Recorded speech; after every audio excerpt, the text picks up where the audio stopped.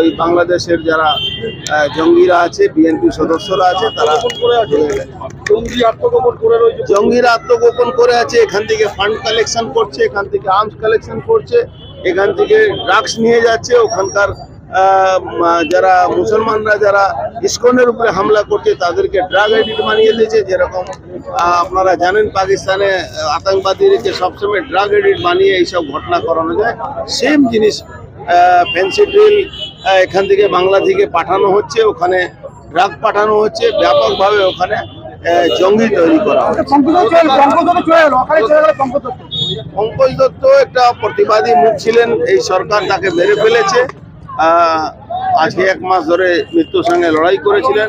ওনার brain ও stroke, multi organ failure হয়ে গেছিল।